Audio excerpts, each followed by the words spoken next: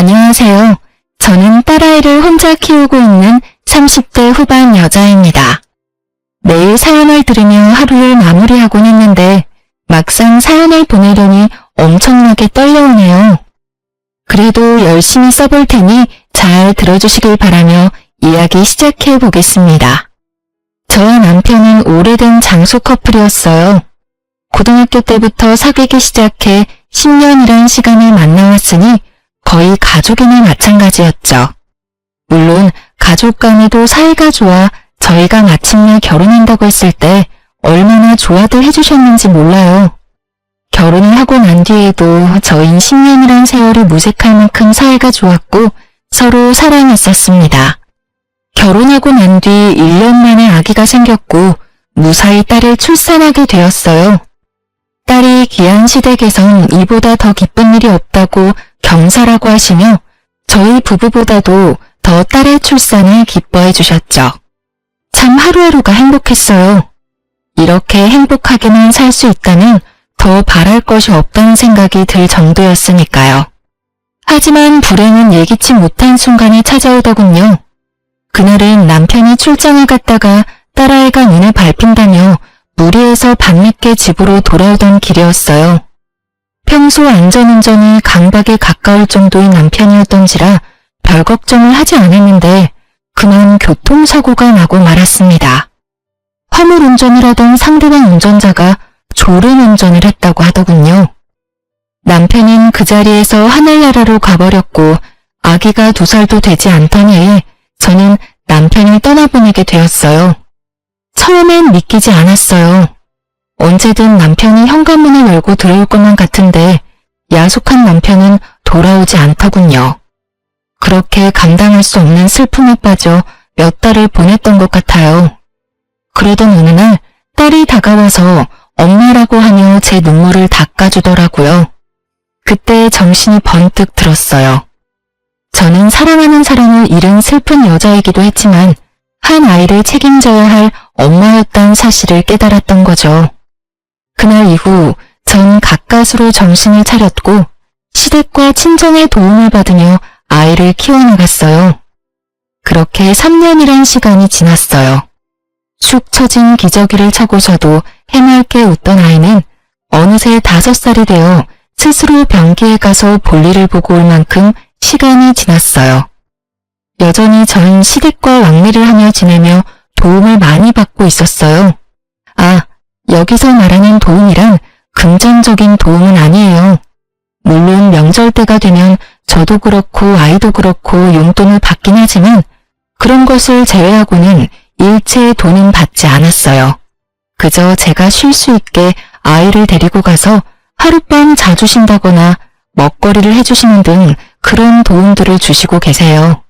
가끔 큰 돈을 주려고 하시긴 했지만 사망보험금을 포함해 남편이 남기고 간 것이 꽤 있기도 했고 저도 액세서리를 만들어 온라인으로 판매 중이었기에 돈이 아쉽지 않았던 터라 돈은 필요 없고 가끔 딸아이 좀 봐달라고 부탁드렸네요. 시댁에선 그런 제 의견을 존중해 주셨고 그렇게 저흰 자주 왕래하며 지내왔어요. 그러던 어느 날 시댁에서 좋은 소식이 들려왔어요. 그건 바로 서방님의 결혼 소식이었어요. 워낙 오랜 세월 봐온 터라 정말 기쁘더군요. 주은아, 글쎄 우리 막둥이가 결혼한다는구나. 어머, 정말이에요? 정말 축하드려요, 어머님. 우리 도련님이 드디어 장가를 가다니 제가 다 눈물이 나려고 하네요. 그러니까 어느새 커서 자기 가정을 꾸린다니 세월이 참 빠르구나. 그건 그렇고 너도 상견례 자리에 올 거지? 네? 저도 가고 싶긴 한데 아무래도 안 가는 게 좋을 것 같아요. 왜? 오고 싶으면 오면 되지. 너도 우리 가족이지 않니? 그렇긴 해도 상대방 입장에선 아닐 수도 있다는 생각이 들어요, 어머님. 괜히 중요한 날에 저 때문에 괜한 말 나오는 것도 싫기도 하고 괜히 불편할 것 같기도 하고요. 그냥 전 마음만 보낼 테니 저는 신경 쓰지 마시고 잘 다녀오세요, 어머님. 그래, 알겠어. 그러면 상견례는 안 오는 대신 결혼식엔 무조건 와야 해. 너 안 온다고 하면 재원이가 엄청나게 섭섭해할 거야. 알겠지? 네, 결혼식엔 무슨 일이 있어도 꼭 참석할게요. 그렇게 전 결혼식엔 꼭 참석하겠다는 약속을 하고선 전화를 끊었어요. 상견례 자리는 잘 마무리되었다고 했고 어머님께 들은 바론 애교도 많고 싹싹한 것이 마음에 든다고 하시더군요. 시간은 흘러 결혼식 날이 되었고 컨디션이 좋지 않은 딸을 친정에 맡기고 결혼식장으로 갔어요. 시댁 식구들과 인사를 나누고 어머님은 저를 동서에게 소개해주겠다며 신부 대기실로 데리고 가더라고요. 신부 대기실에 앉아있는 동서는 어머님의 말씀대로 참 예쁘고 애교가 많았어요. 어머님을 보자마자 어머님이라고 콧소리를 내며 안기는데 괜찮은 사람이 들어왔다는 생각이 들더군요. 어머님은 동서를 떼어내며 저를 소개해 주었고 저를 본 동서의 반응이 썩 좋지만은 않았지만 그땐 좋은 게 좋은 거라고 많이 긴장해서 그런가 보다 하고 그냥 넘겼어요. 잠깐의 반응 뒤엔 밝게 인사를 해주었기에 다르게 생각할 틈도 없기도 했고요. 결혼식은 잘 마무리되었고 어느덧 두 사람이 신혼여행에서 돌아와 처가를 거쳐 시댁으로 오는 날이 되었어요. 결혼을 하고 시댁으로 동서가 첫인사를 오던 날, 전 동서의 마음을 확실하게 알게 되는 날이 되었습니다. 그날도 마찬가지로 어머님의 권유로 딸과 함께 시댁으로 가게 되었고 뒤이어 동서와 서방님도 들어오더라고요. 모른 척하기에도 힘든 거리에 제가 있었는데도 불구하고 동서는 저를 본체만 채하며 어머님께 달려가 안기더군요. 순간 이건 뭐지? 하는 생각이 들긴 했지만 애써 부정적인 생각은 무시하려고 애썼어요. 그렇게 시작된 선물 증정식. 기대될 리 없었고 역시나 저와 딸을 챙기지 않은 모습에도 실망은커녕 당연하다고 생각했어요. 동서의 입장에선 충분히 준비하지 않을 수 있다고 생각했으니까요. 하지만 서방님의 생각은 다른 듯 동서에게 질책 아닌 질책하더라고요. 여보, 형수님이랑 희은이 선물은? 그게 내가 깜빡했어. 어쩌지? 그런 말이 어디 있어. 내가 산다고 하니까 당신이 산다고 우려서 내가 알겠다고 한 건데. 여자가 필요한 건 여자가 잘 안다고 호언장담하더니 잊으면 어떻게 해. 내가 다른 건 몰라도 형수님이랑 희은이 선물은 꼭 챙겨달라고 부탁까지 했잖아. 그게 중요한 선물이라서 고민하다가 그만 잊었나 봐. 일부러 사지 않은 것이 뻔한데 끝까지 깜빡했다며 동서는 깜찍한 거짓말을 해댔고 전 어차피 받을 생각 없었던 선물인지라 분위기가 더 가라앉기 전에 제가 말을 꺼냈어요. 아우, 그깟 선물이 뭐라고 새신랑 새신부가 싸우려고 해. 난 괜찮으니까 그만하고 밥부터 먹자 우리. 아버님, 어머님 식사하실 시간 한참 지나서 시상하실 거야. 그렇죠, 아버님, 어머님? 제 말에 상황은 일단락이 되었고 어머님은 주방으로, 아버님은 딸과 함께 선물을 들고 안방으로, 서방님은 편한 옷을 갈아입기 위해 쓰던 방으로 각자 흩어지게 되었죠. 그렇게 저와 동서만이 거실에 남게 되었고 동서는 기다렸다는 듯이 본색을 드러내더군요. 그이한테 이야기 들을 때부터 뻔뻔한 건 알았지만 이렇게까지 뻔뻔한 줄은 미처 몰랐네요. 지금 그 말 나 들으라고 하는 말이야? 그러면 여기 형님 말고 사람이 또 있나요?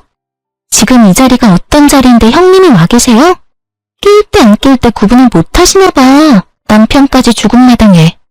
뭘 바라고 시댁하고 인연을 이어나가는 건지 이해가 안 되네요. 뭐 애 앞세워서 들락날락하면 콩고물이라도 떨어질 거라 생각하시는 건가? 기가 막히면서 동서의 수준이 보이더군요. 생각하는 꼴이 얼마나 밑바닥인지 한숨이 다 나오더라고요. 좋은 날이니 웬만하면 참아주려고 했는데 이쯤 되니 마냥 참지 못하는 성격이 또 불쑥하고 튀어나와 버렸죠. 동서가 주인공인 날에 내가 참석한 것이 기분 나빴다면 미안한데 나도 이 집 주인인 아버님, 어머님이 불러서 온 거니까 동서가 상관할 바는 아닌 것 같고 뭘 바라고 시댁에 들락날락거리는 건 아니니까 앞으로는 말 좀 조심해줬으면 좋겠어. 계속 이런 식이면 동서 수준이 밑바닥이라고 증명하는 꼴밖에 되지 않을 테니까 말이야. 뭐라고요? 언성 낮춰. 그러다 어머님 나오시면 곤란한 건 동서이지 않을까? 동서는 제 말에 무어라 받아치려고 했고 저 역시 지지 않겠다는 의지로 동서의 입을 주시하고 있었어요. 바로 그때 어머님이 밥 준비가 다 되었다고 하시며 나오셨고 동서는 얼굴색 하나 바뀌지 않고 아무 일도 없었던 척을 하며 어머님께 찰싹부터 아양을 떨기 시작하더군요. 그 모습을 보는데 그야말로 기가 막히고 코가 막혔지만 어쩌겠어요? 엄연히 따져보면 이제 전 남남이고 동서는 가족인 것을요. 새로운 가족이 저를 탐탁지 않아 한다면 제가 빠져주는 것이 도리라는 생각이 들었어요. 그 후부턴 전 조금씩 시댁과의 거리를 두기 시작했어요. 저로 인해 괜한 분란을 만들고 싶지 않았으니까요. 그렇게 거리를 두며 지내던 어느 날 어머님이 집으로 찾아오셨더라고요. 오셔서 하시는 말씀을 듣고 있는데 정말 너무 황당하더라고요. 주은아, 너 요즘 우리랑 일부러 거리 두고 지내는 거 맞지? 갑자기 왜 그러는 게야? 엄마 요즘 조금 섭섭해지려고 하는데 이유가 있다면 말해줄 수 있겠니? 그게 어머님, 다른 이유가 있는 건 아닌데 요즘 일이 조금 바빴어요. 그래? 사실 내가 둘째한테 들은 이야기 있어서 그래.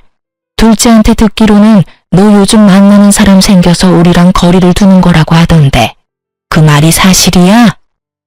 아, 너를 질책하려고 이런 말 하는 거 아니니 오해하지 말려무나. 난 그저 네가 좋은 사람 만나서 새 출발하는 거 우린 정말 괜찮고 오히려 응원하고 있다고 말해주고 싶어서 이렇게 왔어. 그러니 혹시나 그런 상황이라도 우린 괜찮으니 가끔은 연락하고 지내면 안 되겠니? 네? 남자라니요. 저 만나는 사람 없어요, 어머님. 어머님도 알다시피 희은이 하나 키우는 것도 바쁜데 제가 언제 남자를 만나겠어요? 그것도 그렇고 저 아직 다른 사람 만날 생각 전혀 없어요. 그러니? 그런데 왜 둘째는 그런 말을 했을까? 확신에 가득 차서 사실은요 내 남자 있다고 하던데 뭔가 착각을 했나? 아마 그런가 봐요. 뭐 때문에 그런 오해를 하게 되었는지는 모르겠는데 단단히 오해했나 보네요. 하여튼 그런 일은 전혀 없고 혹여나 제가 남자가 생겨도 어머님 아버님과의 관계를 완전히 끊어내는 일은 없을 거예요. 우리 희은이 할머니 할아버지인데 제가 어떻게 그 천륜을 끊겠어요? 그렇게 말해주니 고맙구나. 난 혹시나 하는 마음에 네가 부담 느낄까봐 그랬어. 어머님은 그렇게 절 오래 보셔놓곤 아직도 절 모르세요? 제가 부담을 느끼거나 불편해할 성격으로 보이세요? 하긴 넌 참는 성격은 아니지. 늙으니까 이래. 괜한 걱정만 늘어. 전 전혀 그런 것이 아니라며 오해한 것 같다며 대충 둘러대긴 했지만 도저히 동서가 이해되지 않더라고요. 아무리 남편도 죽고 인연이 끊어진 내가 동서한테 거슬릴 수 있다고 좋게 생각해보려고 해도 없는 사실까지 만들어내며 저를 몰아내려고 하는 동서의 짓거리가 과하다는 생각밖에 들지 않았어요. 당장이라도 동서에게 왜 그런 있지도 않은 일을 말하고 다니냐고 묻고 싶었지만 전화번호도 모를 뿐더러 오해도 다 풀렸으니 괜한 입씨름하지 말자는 생각에 그냥 넘어가 주었어요. 전 다시 일상으로 돌아와 지내고 있었고 딱히 동서와 마주칠 일이 없으니 자연스럽게 기분 나빴던 일은 잊고 지내게 되었죠. 그렇게 바쁜 일상을 보내며 지냈고 웬만하면 동서와 마주치지 않으려고 했는데 마주쳐야만 하는 날이 다가오더군요. 그건 바로 남편의 기일이었어요. 서방님이 장가를 가기 전까진 매년 시댁에 모여 다 함께 밥을 먹곤 했어요. 제사를 지내지 않는 시댁이라 식사로 제사를 대신했던 것인데 상황이 이러하니 그것마저도 고민스럽더라고요. 그래서 전 올해가 마지막이라는 생각으로 시댁으로 향했어요. 매년 딸과 함께 참석했었는데 가끔 마주치는 동서가 제 딸을 대하는 태도가 상당히 눈을 거슬렸던지라 딸은 친정에 맡기고 혼자 시댁으로 향했죠. 자신도 할머니 할아버지가 보고 싶다고 울고 불고 하는 딸을 어르고 달래는데 얼마나 진땀을 뺐던지 평소라면 택시를 타고 갔을 거리를 바람도 쐴 겸 걸어가고 있었어요. 얼마나 걸었는지 어느새 시댁이 가까워지고 있었고 동서 역시 일찍 나섰는지 제 앞에 걸어가고 있더군요. 아는 척을 해야 하나 말아야 하나 나름 진지하게 고민하고 있는데 앞서가는 동서의 통화하는 목소리가 들려오는 것이 아니겠어요? 이미 아는 척할 타이밍은 놓쳤고 전 그저 조용히 동서의 뒤를 따르며 본의 아니게 그 내용을 다 듣게 되었습니다. 아니 오빠, 갑자기 그런 큰 돈을 어떻게 달라고 해. 그 사람들이 바본 줄 알아? 시집 온 지 얼마나 됐다고 덜컥 돈을 달라고 해. 생각을 좀 하고 말하란 말이야. 아, 상황 보니까 형도 줄 거 없고 내가 아들 하나 낳아주고 거머리같이 붙어있는 형님만 몰아내면 그놈의 재산 받는 건 일도 아닐 것 같으니까 우선 기다려. 괜히 돈 이야기 잘못 꺼냈다가 나 이 사람이랑 이혼이라도 하게 되면 오빠가 다 책임질 수 있어? 다 해결할 수 있냐고. 그러니까 자꾸 전화하지 말고 기다려. 알겠어? 오빠와 돈이라니. 오빠라고 하니 당연히 친정오빠가 떠올랐고 돈 이야기도 나오니 동서의 친정에 돈이 필요하구나 하는 생각이 들더라고요. 친정을 돕고 싶은 마음이야 이해가 되지 않는 건 아니었지만 그런 이유로 저의 딸과 시댁의 인연을 끊어놓으려고 했다니 그간 눌러왔던 화가 슬슬 올라오는 것이 느껴졌어요. 이대로는 마주했다간 정말 큰 싸움이 날 것 같은 생각에 전 천천히 걷기 시작했고 어느새 거리가 벌어진 동서는 편의점으로 들어가서 맥주와 아이스크림을 사서 나오더니 그 자리에서 맥주와 아이스크림을 차례대로 먹어치우더라고요. 또 그 모습을 보니 화가 가라앉으며 안쓰러운 마음이 살짝 들더군요. 오죽 답답한 상황이면 그 대낮에 앉지도 않고 그 자리에서 술을 한 번에 때려 넣을까 싶어서요. 그렇게 동서는 시댁으로 들어갔고 저 역시 시간차를 두고 시댁으로 들어갔어요. 거실엔 어머니는 보이지 않고 동서는 덩그러니 앉아있더라고요. 어깨도 축 처진 것이 왜인지 모르게 안쓰럽게 느껴지던 그때 저의 이런 생각이 참 한심하게 느껴진 말들이 동서의 입에서 쏟아져 나오더군요. 일찍 왔네 동서. 오느라 고생 많았겠다. 고생요? 많았죠 고생. 아니 죽었으면 끝이지 죽어서까지 왜 남은 사람을 귀찮게 하는 건지 모르겠네요. 이게 뭐예요? 바쁜 회사 연차까지 쓰고 시댁이 와서 밥상이나 차려야 하냐고요. 그 순간 눈앞이 깜깜해지며 떼개의 뒤통수를 얻어맞은 것처럼 머리가 얼얼해지더군요. 그리고 깨달았어요. 아, 저런 인간에겐 일말의 동정심도 사치이며 인간답게 대우해주면 안 될 인간이라는 것을요. 그랬어? 그런데 동서, 그렇게 이 식사 자리가 불만이었으면 동서가 오지 않았으면 됐잖아. 일전에는 동서가 주인공인 자리였다고 쳐도 오늘은 내 남편을 위한 자리인데 그런 마음으로 굳이 와서 그딴 말이나 짓거리고 있으면 내가 기분이 뭐 같지 않겠어? 뭐 같다니, 형님 말이 좀 거치시네요? 그리고 저러고 뭐 오고 싶어서 온 줄 아세요? 저도 딱히 오고 싶지 않았는데 온 집안이 한통속이 돼서 대단한 사람 죽은 날인 양 이 난리를 부르는데 어쩌겠어요? 꼴값 떨어도 내가 그 장단에 맞춰줘야지. 저도 정말 오기 싫었다고요. 그러면 지금이라도 돌아가. 내가 말은 잘해줄 테니까. 뭐라고요? 형님이 뭔데 가라 말아요. 내 남편을 위한 날이니까 내가 가라 말라 하는 거야. 다시 한번 말할게. 오늘은 동서가 그 꼴값 떤다고 여기는 내 남편을 기리는 날이야. 우리에겐 다른 어느 날보다 중요한 날이지만 동서에겐 그렇지 않다는 것까진 나 충분히 이해해. 말이야 바른 말이라고 한 번도 보지 못한 아주버님 뭐가 그렇게 중요하겠어? 동서 말대로 산 사람이 중요한 건데 그렇지? 그런데 아무리 그렇다고 해도 죽은 사람이 뭐라고 이딴 말이나 짓거리면서 그런 역겨운 마음으로 참석하는 건 안 싫고 내 남편도 달갑진 않을 거야. 그러니까 당장 돌아가. 오늘은 동서가 뭐라고 하든 내가 이 집의 가족이니까 말이야.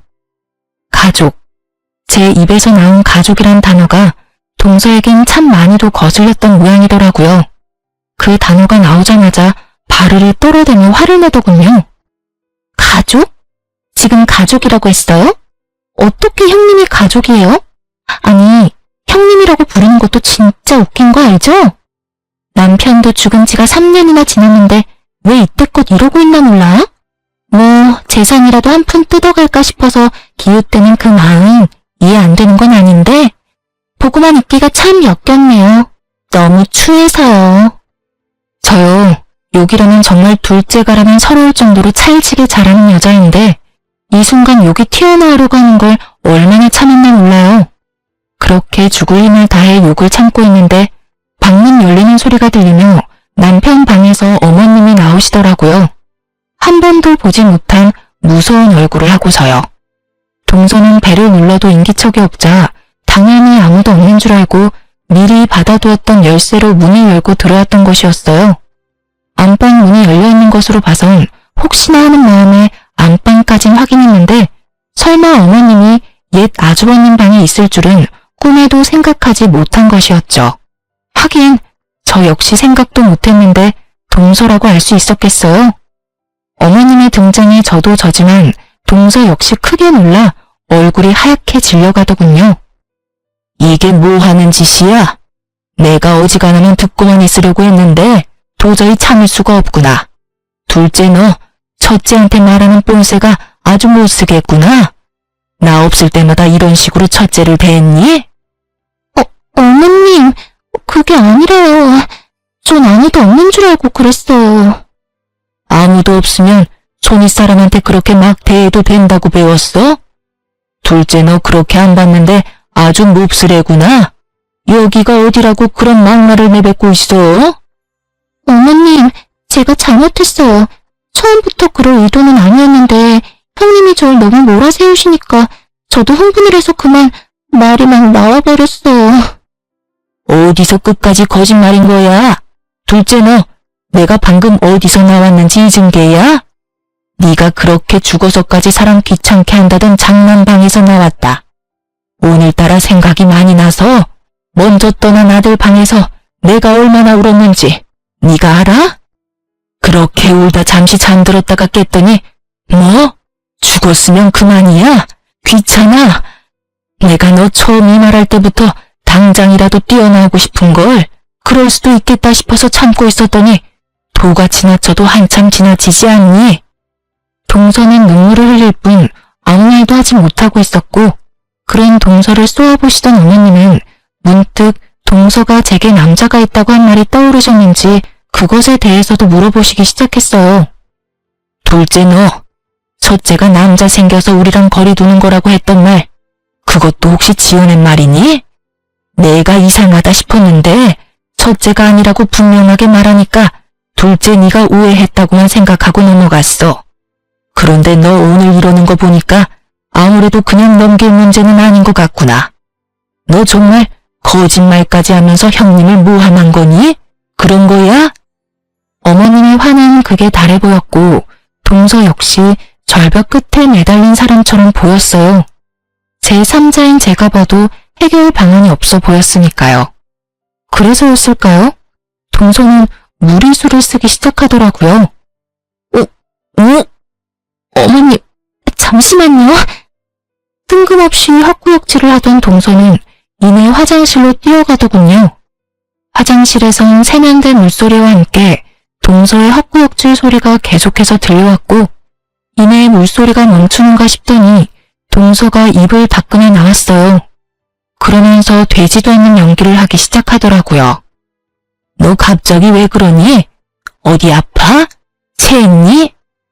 아니, 그게 아니라 사실은 제가 임신을 했어요. 며칠 전부터 속이 계속 좋지 않아서 테스트기로 했는데 2주일이더라고요. 워낙 초기라서 그이한테도 말 못했어요. 혹시 모르는 일이니까 안정기에 들어서만 말씀드리려고 했는데 속도 좋지 않고 잠도 잘 못 자서 제가 너무 예민했나 봐요. 형님 죄송해요. 기분 많이 나쁘셨죠? 어머님 정말 죄송해요. 아무리 그래도 말을 가려가면서 해야 했는데 제가 경솔했어요. 동서는 임신 연기의 마침표로 헛구역질을 다시 하기 시작했고 어머님은 다른 것도 아닌 임신이라고 하니 한 발 물러서시더라고요. 그 문제는 추후에 다시 말하기로 하고 일단 작은애 방에 들어가서 좀 누우렴. 나도 둘째 가졌을 때 입덧을 그렇게 했는데 씨도둑질 못한다더니 너도 입덧이 심할 건가 보구나. 그렇게 서 있지 말고 어서 가서 누워. 음식은 우리가 할 테니까. 네, 어머님. 그럼 저는 좀 들어가 볼게요. 끝까지 가슴을 두드리며 방으로 들어가는 동서를 보고 있자니 참 어이가 없더군요. 분명 맥주 한 캔을 그 자리에서 한 방에 먹어치우는 걸 제 두 눈으로 똑똑히 봤는데 임신이라뇨. 도무지 임신 사실을 안 사람이 할 행동은 아니었기에 동서의 임신 주장은 알아볼 것도 없이 거짓이었죠. 당장이라도 이 모든 상황을 빠져나가기 위한 동서의 거짓말임을 알리고 싶었지만 증거도 없을 뿐더러 또 무슨 수를 쓰며 빠져나갈지 모르는 일이니 일단 그 장단을 맞춰주기로 했어요. 동서는 최선을 다해 잠든 척을 했는지 동서를 뒤따라 방으로 들어가셨던 어머님이 나오시며 동서가 겨우 잠이 들었다고 하시더군요. 입덧이 저리 심해서야 겨우 잠들었어. 그래요? 잠드는 거 보고 나왔단다. 첫째야, 마음 많이 상했지? 둘째가 임신 때문에 너무 예민해서 뱉은 말이니 마음에 너무 담아두지 말려무나. 그럼요. 너무 걱정하지 마세요. 첫째 너 언젠가부터 거리 두던데 둘째 때문에 그랬지? 하는 말 들어보니 이렇게 군 게 처음도 아닌 것 같던데. 아우, 물어 뭐해? 넌 분명 아니라고 할 사람인데. 내가 정말 당장이라도 내쫓고 싶은데 임신까지 했다는데 어쩔 도리가 없구나. 어휴. 그래도 첫째야, 나한텐 언제까지나 네가 내 첫 번째 며느리란다. 그것만은 기억해 주렴. 네, 어머님. 감사해요. 그래, 배가 고프진 않니? 얼른 식사 준비해야겠는걸? 어머님. 저 올해는 그냥 집에 가서 먹을게요. 아무래도 오늘은 날이 아닌 것 같아요. 상황도 그렇고 제 마음도 편치 않아서요. 그래도 그렇지. 1년에 한 번뿐인 날인데 혼자서 괜찮겠어? 네, 괜찮아요. 네 뜻이 그렇다면 알겠어. 다시 한번 말하지만 오늘 둘째가 한 말은 모두 잊어버리렴. 내가 대신 사과하마. 알겠지? 상황도 상황이었지만 아무래도 동서가 신경을 쓰여 안 되겠더라고요. 거기에다 음식 냄새를 풍기며 괜한 상을 차렸다가 또 무슨 꼴을 볼지 모를 일이었으니까요. 다른 날도 아닌 남편의 기일날 더는 힘 빼고 싶지 않았어요. 어머님은 그렇게 말하는 제가 많이 지쳐 보이는지 알겠다고 해주셨고 전 챙겨왔던 짐을 다시 챙겨 나가려는데 마침 서방님이 들어오시더라고요. 척 보는 척이라고 제 표정이 그리 좋지 않은 데다가 밥도 먹지 않고 집으로 돌아간다고 하니 데려다 주겠다며 따라 나서더군요. 서방님을 알고 지낸 것도 20년 가까이 되어가는데 말이 서방님이지 저에겐 친동생과도 다름이 없었던 터라 저는 동서의 일을 그냥 넘길 순 없었고 서방님과 이야기를 해봐야겠다고 생각했어요. 그래서 저를 따라 나선 서방님에게 모든 사실을 말해주었습니다. 친정 오빠와의 통화부터 시작해서 임신이라는 쇼를 벌인 일까지요. 모든 사실을 들은 서방님은 표정이 급격하게 굳더니 경악스러운 말을 하더군요. 형수님, 확실히 오빠라고 했어요? 잘못 들은 거 아니에요? 잘못 듣기는 확실하게 오빠라고 하면서 그렇게 큰 돈이 어디 있냐고 하더라니까. 신정이 아무래도 많이 힘든 것 같던데. 아무리 그래도 그렇지 임신했다는 거짓말은 좀 아닌 것 같아서 말해주는 거예요. 동서랑 이야기 좀 해보라고. 도대체 어떤 상황인 건지, 왜 나한테 그렇게까지 불만이 많은 건지, 그리고 임신했다는 말은 또 무슨 말인지. 난 우리 서방님이 행복했으면 좋겠어요. 말이 서방님이지 내가 친동생처럼 여기는 거 잘 알잖아요. 잘 알죠. 그런데 형수님, 집사람 오빠가 없어요. 외동이라고요. 제가 알기론 가까운 친인척도 없어서 오빠라고 부를 수 있는 사람이 없어요. 어? 그게 정말이에요? 그럼 이게 어떻게 된 일이래요? 분명 오빠라고 하면서 나만 몰아내고 아들만 낳아주면 그깟 돈 얼마든지 받아낼 수 있다는 식으로 말하던데 난 친정이 많이 힘든가 보다 했죠. 아무래도 이거 보통 문제가 아닌 것 같은데. 아무래도 그런 것 같아요. 형수님, 일단 확실한 건 믿을 수 없는 사람이면 확실하네요. 한참을 이야기를 나누던 저희는 동서는 믿을 수 없는 사람이라는 결론이 났고 동서에 대해서 좀 더 알아보기로 했어요. 아무래도 이때껏 동서의 입으로 들었던 모든 것을 의심해야만 하는 상황이었으니까요. 일단 서방님은 아무것도 모른 척 동서가 하는 대로 지켜보기로 했고 전 흥신소를 통해 동서에 대해서 알아봐달라고 했어요. 동서와 조금이라도 연관이 있는 사람이다 싶으면 그 사람도 같이 알아봐달라고 했고요. 물론 모든 사실이 밝혀지기 전까진 부모님께 비밀로 하기로 했죠. 흥신소의 연락을 기다리는 동안 그야말로 피가 마른다는 기분이 어떤 기분인지 알겠더군요. 어느 날은 동서가 그날 마신 술이 무알코올 맥주이고 임신 사실이 진실이었으면 좋겠다고 생각했다가도 그간의 동서 행실을 떠올리는 날엔 더는 서방님이 상처받는 일이 없게 더는 충격적인 사실이 없었으면 좋겠다고 생각하곤 했어요. 그렇게 피마르는 시간이 지나고 기다리던 흥신소에서 연락이 왔어요. 안녕하세요, 사모님. 저희가 좀 알아봤는데 의뢰 부탁해주신 분은 이미 결혼하신 상태입니다. 4년 전 결혼을 하신 분이고 혼인신고도 하셨던데요. 아마 동생분이 아직 혼인신고를 하지 않으셔서 모르고 계셨던 것 같아요. 그리고 말씀하셨던 임신도 알아봤는데 임신 아닙니다. 산부인과에 다니길래 임신했나 싶었는데 조사해보니 임신이 아니라 임신을 서두르려고 검진만 받고 배란을 받으러 다니는 거더라고요. 그렇게 낳은 자식 출생신고는 어떻게 하려고 하는 건지는 몰라도 대범한 여자인 건 확실해요. 이 여자랑 이 여자 진짜 남편 둘 다 빚이 꽤 되던데 뭐 때문에 진 빚인지까지는 알아내지 못했고요. 한 가지 확실한 건 돈 노리고 계획적으로 접근한 것 같아요. 이 여자 진짜 남편이 2년 전쯤 동생분 회사로 이직했는데 그때 알고 지내면서 우연찮게 그 집에 돈이 좀 있다는 걸 알고 일을 저지른 것 같더라고요. 그래도 그렇지 어떻게 자기 와이프를 다른 남자한테 소개해주고 결혼시킬 생각을 했는지 세상 돌아가는 게 참 말세죠. 일단 지금까지 한 조사서랑 사진 보내드릴 테니 한번 확인해 보시고 또 궁금한 점 있으시면 언제든지 연락해 주세요. 막장도 그런 막장이 없더라고요. 어떻게 사랑하는 여자를 다른 남자에게 시집 보낼 수가 있는 것인지 이놈이나 인연이나 이해 안 되기는 매한 가지더라고요. 직원분 말씀대로 말세인 게 틀림없죠. 그러면서도 동서가 저에게 했던 그 모진 행실들이 이해되더군요. 얼마나 저와 저의 딸이 눈의 가시 같았을까요? 당연히 외동인 줄 알고 시집 왔는데 버젓이 저와 딸이 시댁을 오가고 있었으니까요. 돈은 급한데 죽은 장남의 자식이 알짱대고 있었으니 말이 그따위로 나올 수밖에 없었겠죠.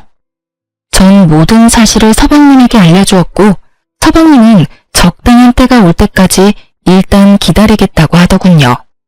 초음파 사진까지 구해와서 서방님에게 보여줬다는 이야기를 듣는데 어떤 면에선 참 대단하다는 생각마저 들더군요. 그렇게 서방님은 동서에게 어떤 압박도 하지 않고 동서의 임신 연기를 지켜보며 적당한 날을 기다리고 또 기다렸어요. 생각보다 기다림은 짧았고 동서는 더욱 대단한 행보를 이어가더군요. 어느 날 기니 할 말이 있다며 저까지 시댁으로 불렀고 전 긴장된 마음으로 시댁으로 갔어요. 또 무슨 말로 사람을 기만할까 하는 생각을 하며 동서를 보고 있는데 다짜고짜 동서가 울기 시작하더군요. 그러면서 하는 말이 참 가관이었습니다.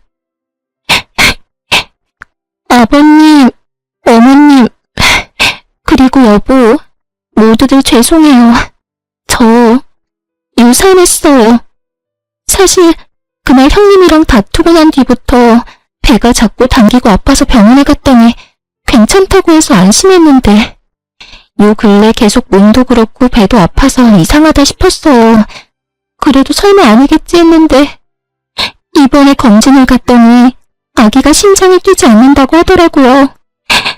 많이 기뻐해 주셨는데 죄송해요. 정말이지 박수라도 쳐주고 싶은 심정이더라고요. 어쩜 저렇게 연기를 잘하는지. 동서가 생각했을 땐 이렇게까지 하면 시댁 식구들이 저를 원망하며 사이가 급격하게 멀어질 거라 믿어 의심치 않았겠지만 그건 동서의 크나큰 착각이었죠.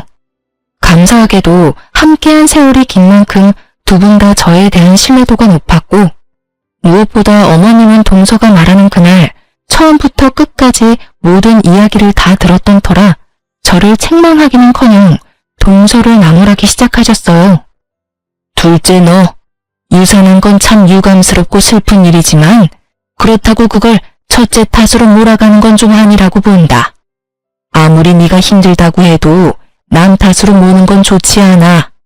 그날 내가 다 들었는데 처음 시작도 둘째 네가 했고 마지막까지도 네가 첫째에게 모진 말을 뱉어내지 않았니? 내가 알고 하늘이 아는데 어쩜 넌 이런 일을 겪고도 반성하는 모습이 없니? 어머님, 정말 너무하시는 거 아니세요? 그때도 말씀드렸다시피 저 입덧도 너무 심하고 잠도 못 자서 예민한 상태였어요. 물론 그날 제가 형님께 버릇없이 한 건 맞지만 제가 오죽했으면 그랬겠어요? 어머님 안 계신 곳에서 형님이 얼마나 저한테 모질게 구셨는데요. 어머님은 아무것도 모르시면서 왜 형님 편만 드세요? 제가 오죽했으면 이 상까지 했겠냐고요. 불쌍한 우리 아기. 엄마가 미안해. 엄마가 널 잘 지켰어야 했는데. 어머 둘째야. 그렇다고 그렇게 울기까지 하니 일단 진정해보렴. 제가 얼마나 억장이 무너졌는데요, 어머님. 같은 여자니까 잘 아시잖아요. 세상 빛 한 번 보지 못하고 내 자식이 떠났는데 제 심정이 어떻겠어요? 마지막엔 거의 오열하는데 모든 사실을 알고 지켜보는데도 진짜 유산을 한 걸까? 하는 생각까지 들더라고요. 동서의 오열에 아버님과 어머님은 조금 미안한 마음이 드시는 건지 아무 말도 없으시더라고요. 눈물도 고이시는 것이 이대로 지켜만 보면 안 되겠다는 생각이 들었어요. 그래서 전 흥신소에서 받은 사진을 바닥에 내려놓으며 말했습니다. 동서, 이제 그만 울고 이 사진들 좀 볼래? 아무래도 동서 설명이 좀 필요한 것 같아서. 설명은 무슨 설명? 이게 뭐예요? 혹시 제 뒷조사 하셨어요? 지금 그런 게 중요해? 얼른 설명부터 해봐. 이 남자는 누군데 동서랑 이리도 다정하게 있는 건지, 임신한 사람이 왜 난임 클리닉을 다니고 있는 건지. 제가 사진을 보여주며 몰아붙이자 동서는 손바닥 뒤집듯 태세를 바꿔 다 오해라는 말을 해대더군요. 하지만 이미 늦은 일이었어요. 모든 상황을 지켜만 보고 있던 서방님이 나서기 시작했으니까요. 아버지 어머니, 이 사람 남자가 있어요. 그래서 전 이 사람하고 이혼하고 사기죄로 고소할 예정이에요. 심력 끼쳐 죄송해요. 제가 잘 알아보고 결혼했어야 했는데. 서방님의 말을 듣고 있던 동서는 고소할 거란 말에 파르르 떨며 따지고 들기 시작했고 비교적 차분히 말하던 서방님도 더는 참을 수 없었는지 모든 사실을 큰 소리로 밝히기 시작했어요. 고소? 사기? 그게 무슨 말이야 여보. 이혼은 그렇다고 쳐. 바람 피운 게 뭘 그렇게 큰 죄라고 고소까지 한단 말이야. 그러지 말고 나 한 번만 용서해줘. 딱 한 번 실수였어. 정말이야. 실수? 실수라고?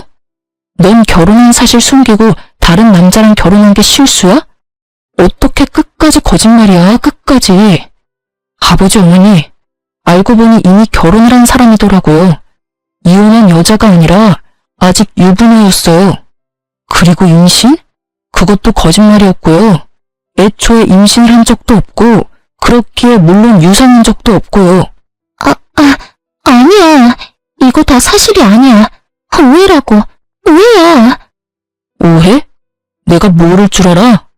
박들이 그 새끼가 의도적으로 자기 마누라인 너를 나한테 소개시켜줬고 넌 깜찍하게 날 속이고 우리 집에 시집와서 우리 집 돈으로 네 남편이랑 네 빚 갚으려고 했다는 거. 그걸 어떻게... 여보, 내 말 좀 들어봐. 들어볼 필요도 없어. 입만 떼면 거짓말인데 내가 네 말을 듣고 싶을 것 같아? 세상에 영원한 비밀이 어디 있다고 어떻게 그런 걸 속여? 그리고 너 우리 형수한테 한 짓도 가관이더라? 뭐? 뭘 뜯어내려고 죽은 남편 집에 들락날락하냐고? 어디서 감히 네가 그딴 말을 형수님한테 해? 세상 사람들이 모두 너 같을 줄 알아? 설사 네가 정말 평범한 여자이고 그런 네가 임신해서 아들을 낳아줬다고 한들 너는 너고 형수는 형수야. 형이 있든 없든 우리에겐 세상 누구보다 사랑하는 가족이라고. 여보, 제발 나 좀 살려줘. 울지도 마. 여보라고 부르지도 말고. 모든 사실이 드러난 지금 동서는 피할 구멍이 보이지 않는지 그저 울기만 하더군요. 그때 동서의 진짜 남편이 배를 눌렀고 전 문을 열어줬어요. 서방님이 미리 급한 일이 있다며 와달라고 연락을 한 것이었어요. 집 안으로 들어오던 진짜 남편은 한눈에 모든 상황을 파악한 듯 재빠르게 무릎을 꿇고 빌기 시작하더라고요. 내가 다 잘못했어. 정말이야. 처음부터 이러려고 그런 게 아니었는데 나도 사는 게 너무 힘들다 보니까 정말 미안해. 정말이야. 제발 회사에는 알리지 말아줘. 나 회사까지 잘리면 정말 못 살아. 그나마 월급으로 겨우 빚 갚으면서 살아가고 있다고. 그러니까 제발 무슨 짓이든 할 테니까 제발 회사에는 비밀로 해주면 안 될까? 참 한치 앞도 보지 못하는 사람이란 생각이 들더군요. 지금 회사가 문제가 아니라 깜빵을 가냐 안 가냐의 기로에 서 있다는 걸 전혀 모르고 있으니까요. 회사?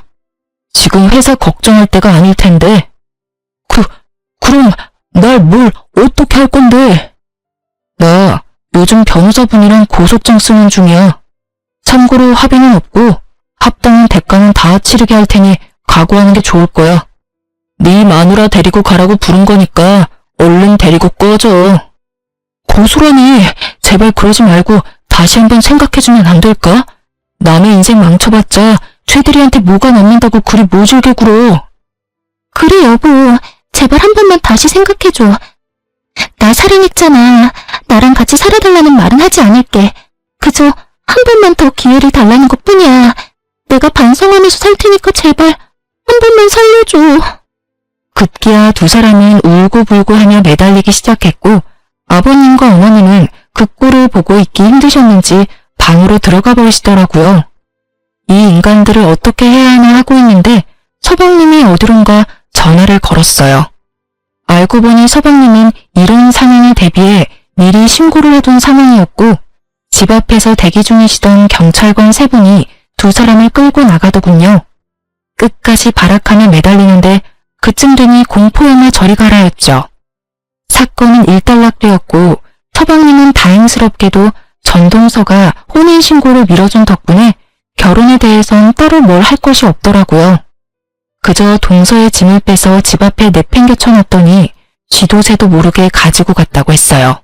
전동서의 진짜 남편은 소송이 진행되며 회사의 모든 사실이 알려져 당연스럽게 회사에서 잘리게 되었고 실력 좋은 변호사분이 합의는 절대 없다는 서방님의 의견을 적극 반영해 최선을 다해 사기죄 최대 형량을 받아내겠다고 하더군요.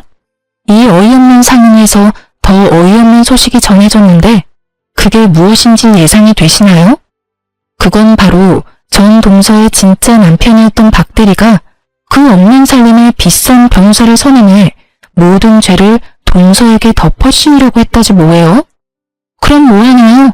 증거가 차고도 넘치는걸요. 괜한 돈 낭비만 하고 다니는 진짜 남편과는 달리 전 동서는 진짜 남편에게 배신당하고 자포자기인 상태에서 판결만 기다리고 있는 상태라고 하더군요. 그렇게 그 거머리 같은 사기꾼들과의 인연은 끝이 났어요. 전 여전히 시댁과 친정의 도움을 받으며 잘 지내고 있어요. 언젠가 두 사람은 결국 깜빵에 가게 되었다고 듣긴 했는데 형량을 얼마나 받은 것인지 그 후엔 어떻게 되었는지 묻진 않았어요. 괜한 상처를 들춰내는 짓인 것만 같아서요. 한동안 서방님 아니, 도련님은 힘들어 하시더라고요. 애써 숨기려고 노력했지만 훤히 다 보여 제 마음이 더 아프더군요. 하지만 시간이 약이라는 말이 딱 맞는 게 요즘은 꽤 많이 잘 지내고 있어요. 최근에 제가 급하게 일이 있어 도련님께 아이의 하원을 부탁한 적이 있는데 그날 딸을 데리러 간 도련님이 선생님에게 반하신 건지 선생님에 대해 이것저것 물어보더라고요. 참고로 전 대에 대해 대찬성이에요. 그렇지 않아도 평소 제가 좋게 보던 분이라 내심 잘 됐으면 하는 마음으로 앞으로 자주 딸의 하원을 부탁할 계획이에요. 아, 그리고 최근에 시댁에서 건물 한 채를 넘겨주셨어요. 전 너무 과하다며 이미 받은 것이 너무 많다며 거부했지만 어머님이 이렇게 말씀하시더라고요. 첫째야, 내가 이번 일 겪으면서 느낀 바가 많아. 내 생각 같아선 언제까지나 네가 우리 가족이고 그 사실은 변함없을 테지만 또 사람 일이 어떻게 될 줄은 모르는 일이지 않니? 그리고 어차피 이 건물은 너한테 주려고 했던 거였어. 이왕 줄 거 조금 더 일찍 주는 것뿐이니 받아주려무나. 어떻게 되기는요. 희은이가 있는데 죽을 때까지 가족이죠. 그렇게 생각해주니 고마워. 너 내가 했던 말 기억하지? 혹시나 좋은 사람 생기면 새 출발하라는 말. 나도 그렇고 네 아버지도 그렇고 우린 네가 좋은 사람 만나서 다시 사랑받으면서 살았으면 좋겠어. 혼자 긴 여생을 살아가는 건 너무 외롭지 않겠어? 그러니 너도 좋은 사람 있으면 연애도 하고 연애하다 이 사람이다 싶으면 결혼도 해. 알겠지? 건물은 잘 챙겨뒀다 기은이 공부도 시키고 너 결혼하게 되면 결혼 자금으로도 쓰려무나. 이렇게까지 챙겨주시는데 더는 싫다고 할 수도 없는 노릇이길래 못 이기는 척 받아뒀어요. 어머님이 계속 말씀하시니까 문득 결혼 생각을 다시 해보게 되었어요. 그런데 글쎄요. 앞으로는 어떻게 될진 모르겠지만 아직까진 결혼 생각이 전혀 없네요. 아직은 하늘에 있는 남편만큼 다른 사람을 사랑할 자신이 없는 거 있죠? 그저 딸아이와 함께 행복하게만 살아가려고요. 이로써 저의 시댁 이야기는 끝이 났습니다. 긴 사연 들어주셔서 감사합니다.